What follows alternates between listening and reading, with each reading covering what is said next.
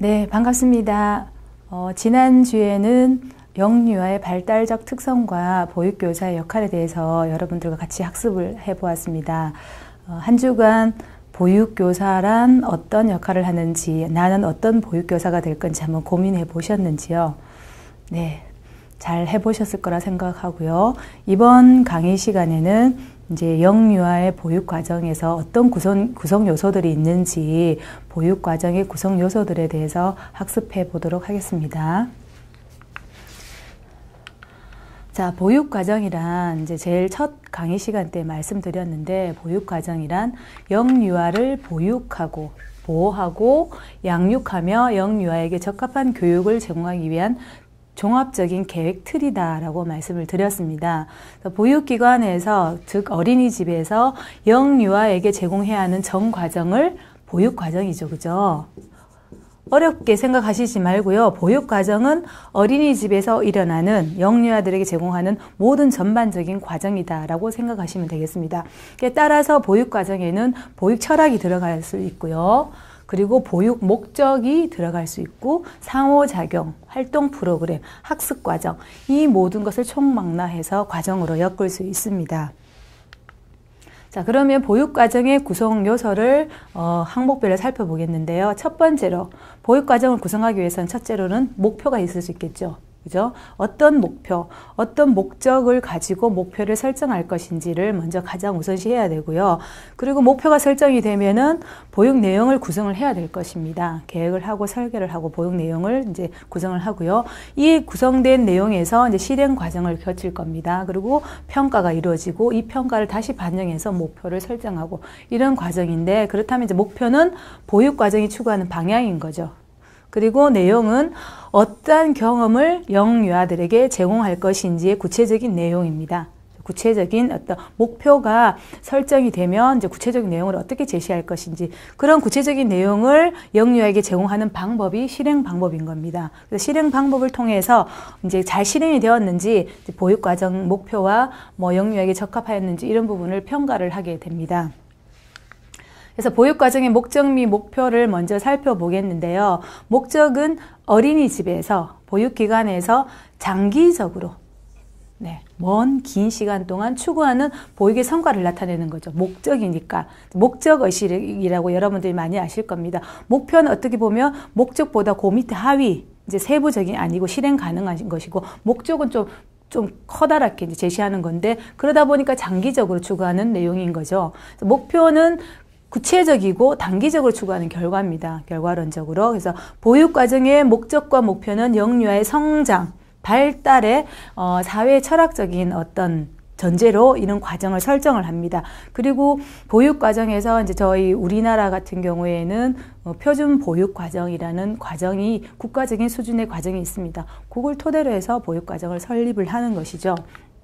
자, 목적은 영유아의 심신을 보호하고 건전한 교육을 통해서 영유아를 건강한 사회 구성원으로 육성하고 보호자의 경제적, 사회적 활동을 원활히 돕는 것이다. 그래서 보육과정의 목적은 영유아를 돌보는 것이기도 하지만 엄밀히 따지면 보호자도 같이 돌보는 거라고 생각하시면 됩니다.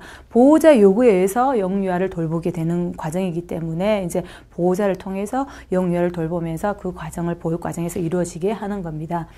자, 그러면 구체적인 목적으로 첫 번째는 보육과정은 영유아의 전인적인 성장과 발달을 지원한 것이다. 이렇게 이제 앞섰던 걸 더 세분화해서 여러분들을 이해시키기 위해서 제가 다시 이제 설명을 드리는데, 구체적인 보육과정의 목적은, 보육과정은 영유아의 전인적인 성장.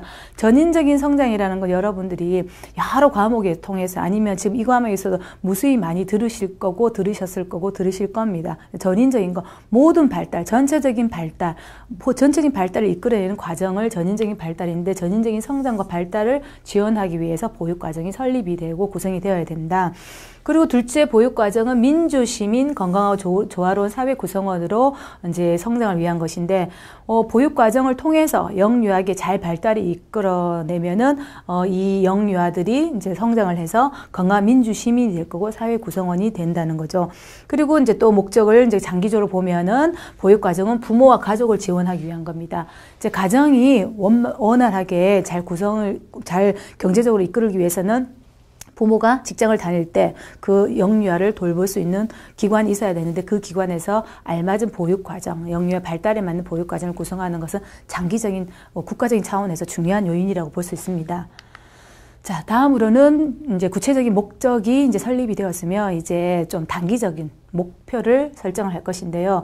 보육과정의 목적을 보다 구체적이고 단기적으로 계획하고 실행하여 나타나는 결과가 보육과정의 목표이고 보육과정을 구성할 때 먼저 실시합니다. 그래서 목적이 전체적인 보육과정의 개념이고 의미고 취지라면 목표는 이제 구체적이고 단기적으로 어린이집에서 보육기관에서 계획하고 실행해서 나타나는 결과로서 나타내기 위한 그 보육과정 구성할 때 가장 먼저 실시해야 되는 요건인 거죠. 목표를 먼저 설정을 합니다. 그래서 목표 설정 시에서 고려할 사항이 있는데 첫째는 보육에 대한 사회문화적 요구를 반영해야 됩니다. 지금 이제 대한민국, 우리나라 같은 경우에는 이제 저출산 국가이죠. 저출산 국가에 맞는 보육과정 설립은 어떤 겁니까? 지금 경제를 많이 도움을 주기 위해서 어머니가 직장 생활을 하는 경우가 지금 많이 있습니다. 사회문화 혁명 어떤 시기를 도래하면서 지금 이제 맞벌이가 많이 증가하고 여성의 일자리가 많이 창출되어서 일자리를 많이 나가게 되는데 그런 요인, 여러 가지 요인, 사회 문화적 요인에 의해서 지금 저희 이제 어린이집 보육기관이 많이 활성화되는 관점입니다. 그래서 이제 사회 문화적 요구를 반영해서 어린이집이 많이 활성화됐고, 둘째 이제 대상 영유아들의 특수성과 수준을 고려해 설정되어야 된다. 이 대상 영유아들이 영아인지 유아인지 혹은 뭐 장애를 가졌는지 아니면 다문화 유아들이 많은지 그런 특수성과 수준을 고려해서 보육 목표를 설정을 해야 됩니다. 그리고 세 번째로는 전인적인 발달 또 나왔죠. 전인적인 발달이 이루어지도록 발달의 각 영역을 고르게 다뤄야 됩니다.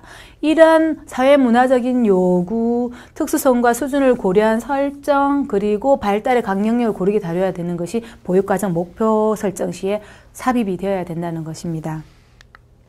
그렇다면 이제 보육과정 목표를 설정을 하고 나면 이제 내용이 있어야 되겠죠. 어떤 내용으로 목표를 실행을 할 것인지를 내용을 보면요. 보육 내용은 영유아들에게 필요한 지식과 기술과 태도와 가치, 일상생활에서 겪는 다양한 경험들을 구조화하고 그리고 교육적인 의미를 지니게 하는 경험으로서 살펴볼 수 있습니다. 그래서 이런 내용들이 보육 과정의 내용에 들어가 있어야 되는 것입니다. 그래서 보육 내용은 설정된 보육 목표를 달성하는데 효과적인 도움이 되도록 이제 설정된 보육 목표를 앞서서 설정을 했겠죠. 목표를. 그래서 그 목표를 달성하기 위해서 효과적으로 도움이 되도록 목표와 일관되게 정해져야 합니다.